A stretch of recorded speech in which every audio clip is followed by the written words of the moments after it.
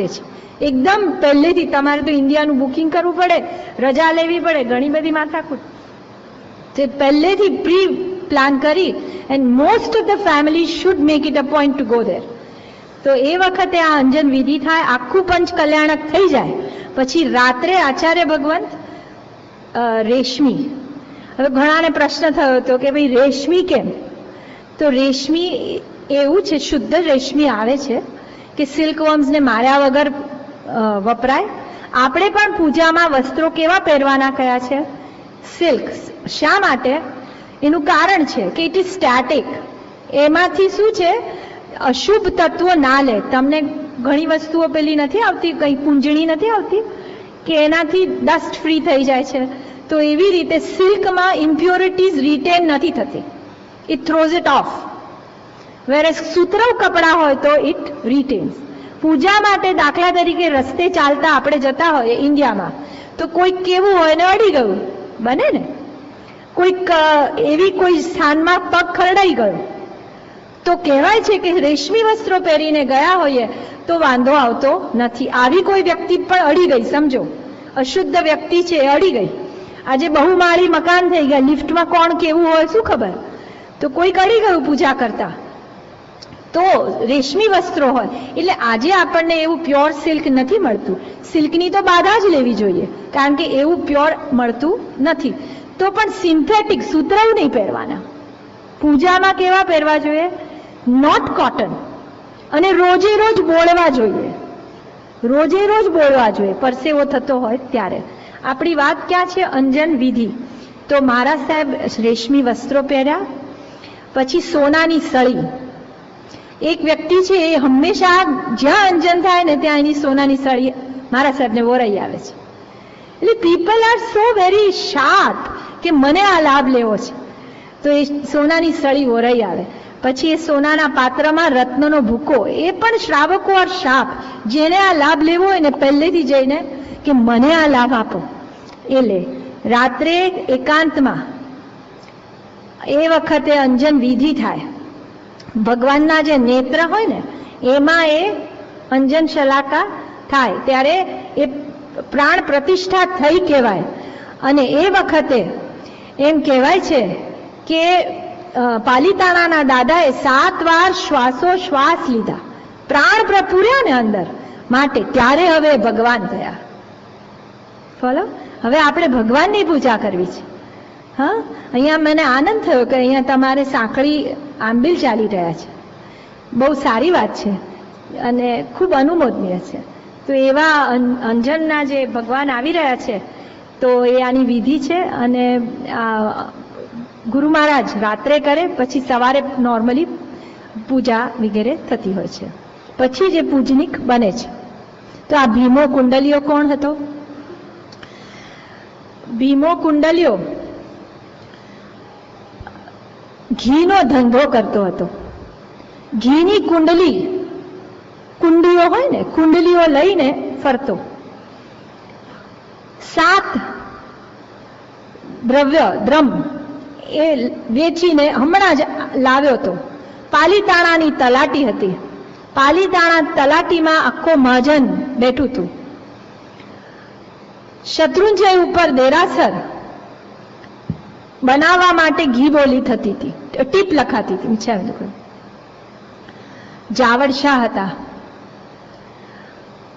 અને બાહડ મંત્રી હતા. મિચ્છામી દુકડા બાહડ મંત્રી હતા. એમને પોતાના સ્વદ્રવ્યથી દેરાસરનો જીર્ણોદ્ધાર કર્યો હતો, પણ ભમતી બનાવેલી હતી. તે ભમતી ફાટી ગઈ. ત્યાં ઉપર પવન કેવો હોય છે, તો પવન ફસાઈ ગયો ભમતીમાં અને દિવાલો ફાટી ગઈ. માણસ કેવા આવ્યો, શિલ્પીઓ કેવા આવ્યા કે આ પ્રમાણે થયું છે. એને ડબલ ભેટણા આપ્યા.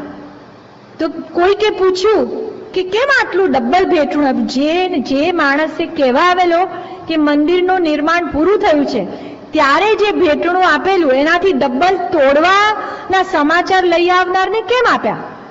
તો કે છે હું બેઠો છું ને તૂટ્યું છે ને, તો હું ફરીથી કરી શકીશ. હવે શિલ્પીઓએ કહ્યું કે છે ને, તમે હવે આ મંદિરનું આ જ આ પ્રમાણે જ થવાનું છે. જો ભમતી હશે તો એ ફરી ફરી ફાટશે. તો ભમતી વગરનું દેરાસર કરો. પણ એક મુસીબત છે, જો ભમતી વગરનું દેરાસર કરશો તો તમને વંશ વારસ નહીં રહે.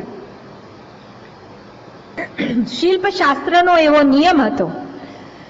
તો કે શું ઉપાય છે? તો કે જો ભમતી વગરનું જ દેરાસર કરવું છે તો એમને તો કહ્યું મને વંશ જોઈતો નથી, તમે કરો. ત્યારે સંઘ આડો આવ્યો કે એવો એક નિયમ હતો શિલ્પશાસ્ત્રમાં, જો સંઘ બનાવે, સંઘ આવું બનાવે ભમતી વગરનું તો વાંધો ના આવે. એટલે પછી સંઘમાં એમને કઈ પૈસા લખાવાતા નહીં, પોતાને જ લાભ લેવો હતો. પણ આ તો સંઘે વિનંતી કરી કે આવું ભમતી વગરનું દેરાસર છે તો અમારા બધાના પૈસા તમે લો, સ્વીકારો. મહાજન બેઠું તું, આ ભીમો કુંડલ્યો હમણાં જ ઘી વેચીને આવ્યો છે, આ એની સર્વસ્વ મૂડી છે. Nothing at home, no bank balance, કશું નથી એની પાસે. એમાંથી એક જ ગ્રામ વાપરવાનો છે, 6 તો બચાવવાનો છે, પાછી ઘીની કુંડલી ખરીદવા. એકમાં એનું ભોજન હેન્ડ ટુ માઉથ વાપરશે, 6 ની કુંડલી લેશે. એટલે એનું કેપિટલ ગણો કે જે ગણો એ બધું જ આ હતું. એમાં એને મન થઈ ગયું, ઘીથી કરડાયેલા એના કપડા, એને મન થયું કે મારા બધા આપી દઉં, આવું મને ક્યારે મળે. અને દૂરથી બેઠેલા આ બાહડ મંત્રીની દ્રષ્ટિ પડી, એને બોલાવ્યો. એને તો ઝંખવાણો થયો હતો કે આવા મારા કપડામાં અહીંયા ક્યાં.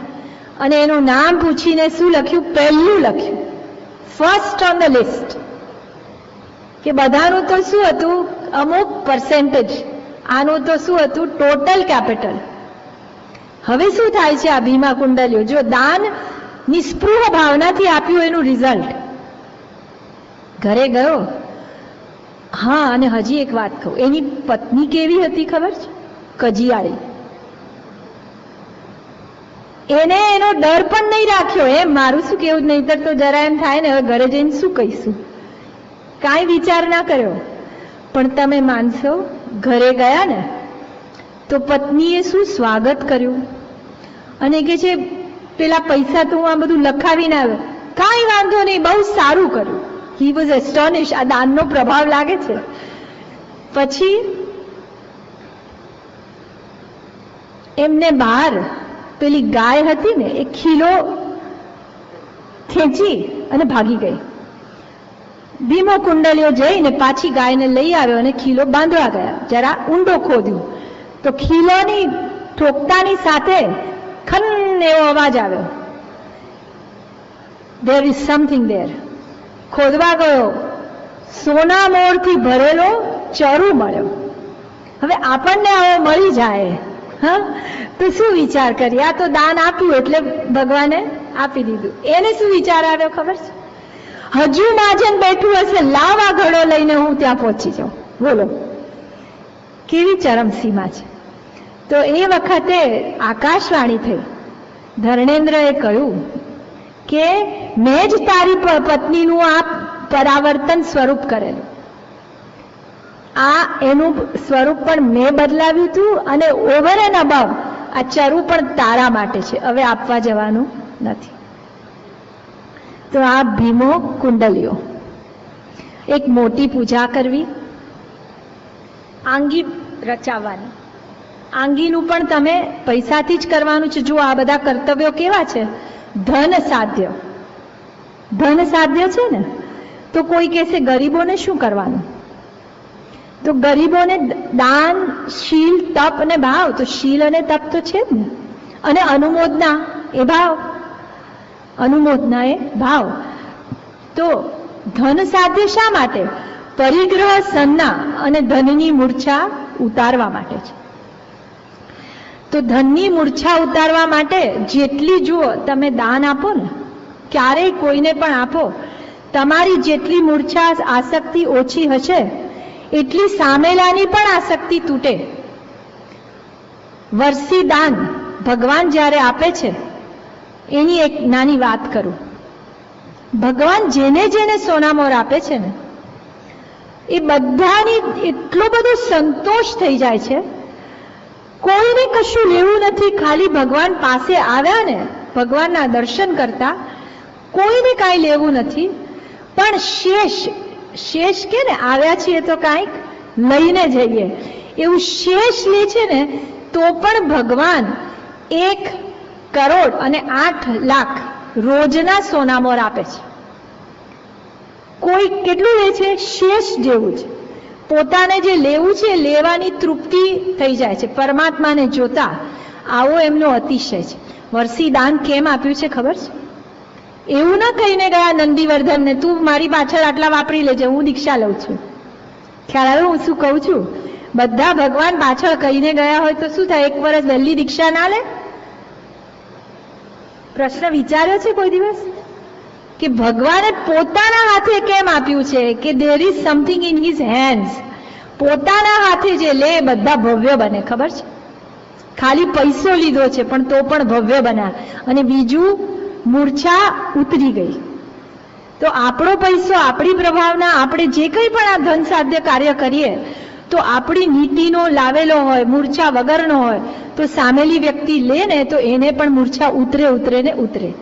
જો એને લેવાની વૃત્તિ જાગે તો માનવું તમારી પણ લેવાની વૃત્તિ છે.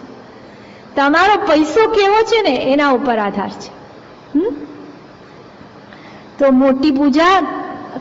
મોટી પૂજા કરાવો, મહાન પૂજા, પેલી મહાપૂજા આવે, આખું દેરાસર શણગારાય, અથવા આંગી લખાવો. તમારા કોઈ પણ સારા દિવસો આવે ત્યારે ઇન્ડિયામાં આંગી લખાવો. હવે ઇન્ડિયા લખાવાની જરૂર નહીં પડે. અંજનવાળા ભગવાન તો છે પછી અહીંયા જ લખાવાશે.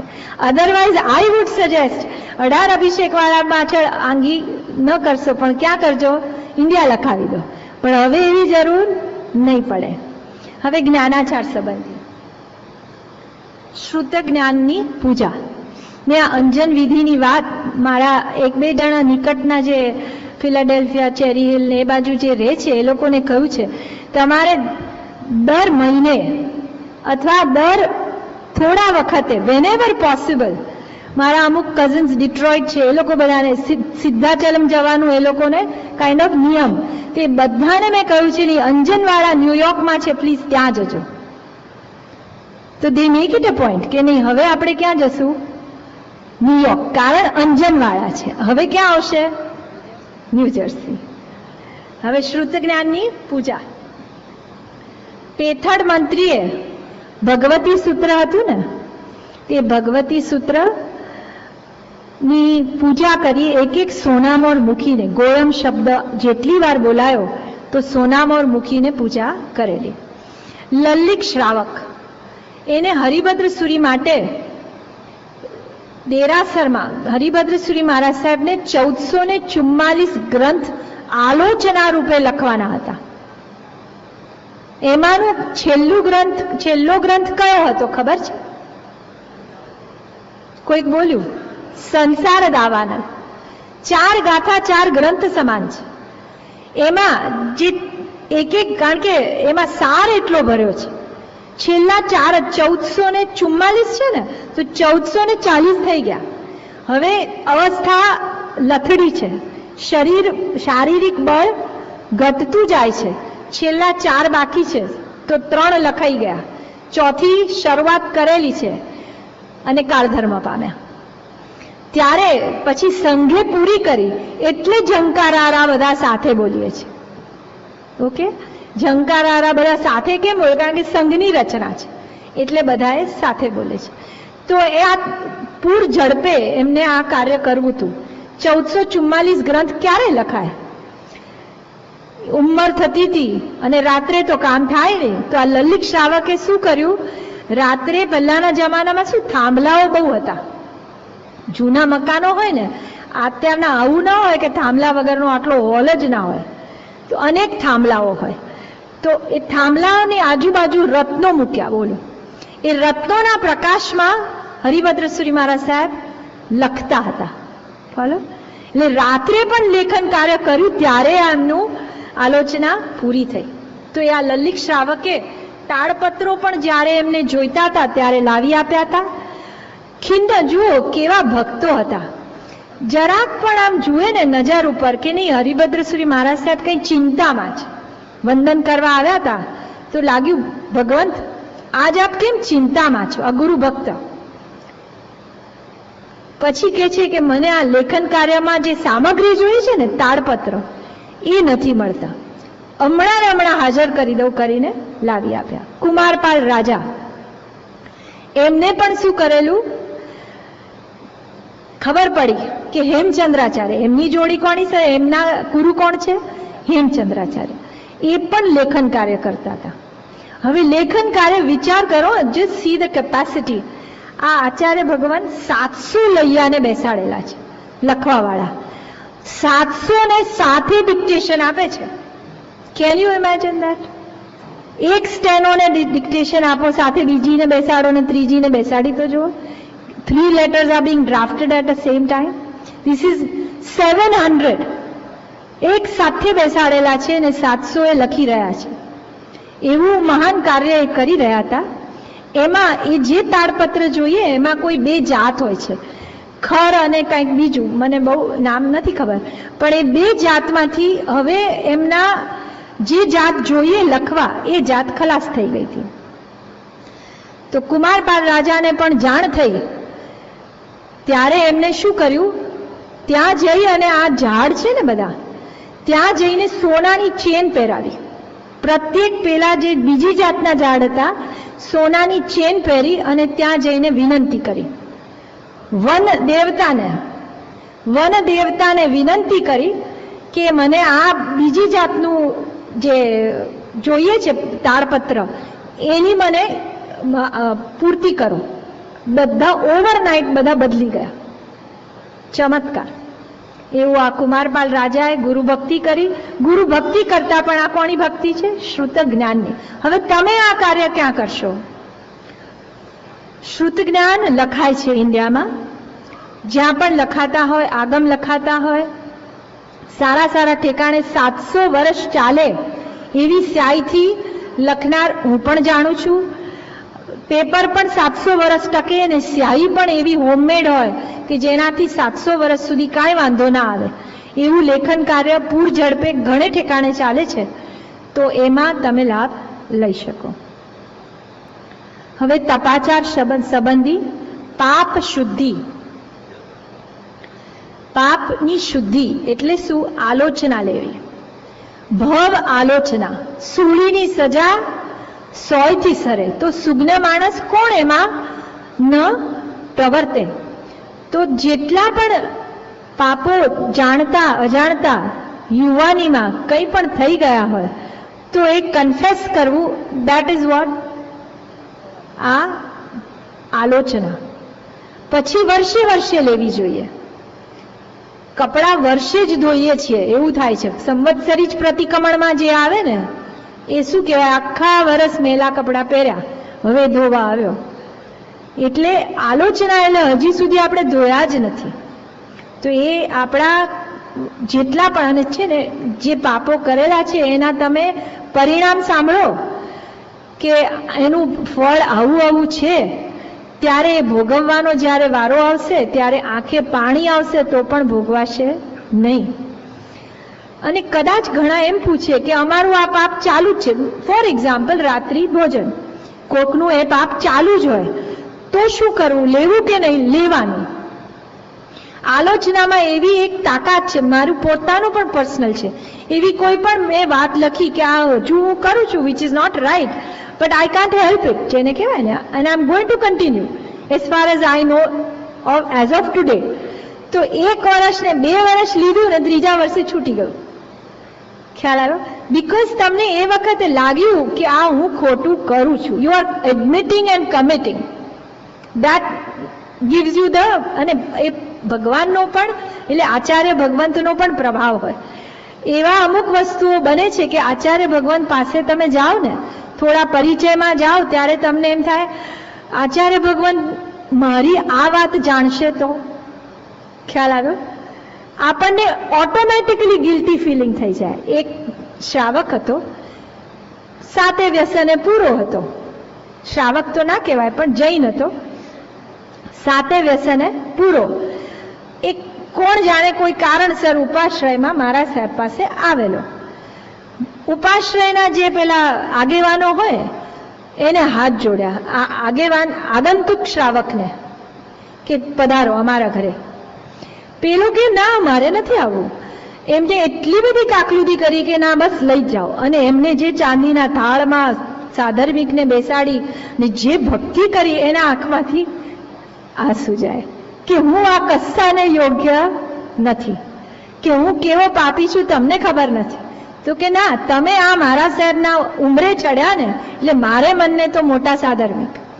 એને જે ભક્તિ કરી એ ત્યાં સંકલ્પ કરીને ઉઠ્યો કે હવે મારે આ પાપમાંથી પાછા ફરવું છે. એટલે આલોચનામાં પણ આ તાકાત છે કે it will make you leave it. એમાં મહાવીર સ્વામીના કાકીનું દ્રષ્ટાંત આવે છે કે કાકીએ એવું કન્ફેશન કર્યું હતું. હા, કાકા કોણ છે ખબર છે? સુપાર્શ્વ, અને એ આવતી 24મીમાં તીર્થંકર થવાના છે. એના જ વાઈફ. હા, શું કહે છે સાંભળો. ભગવાન મહાવીર સ્વામીના સમવસરણમાં બેઠા છે. પરમાત્માની દેશના પૂરી થઈ અને પછી એ કાકી ઊભા થયા. શું બોલે છે ખબર છે? ભગવંત મને આલોચના આપો. શેની? તો કે મેં મારા માથામાં જેટલા વાળ છે ને એટલા વ્યભિચાર કર્યા છે.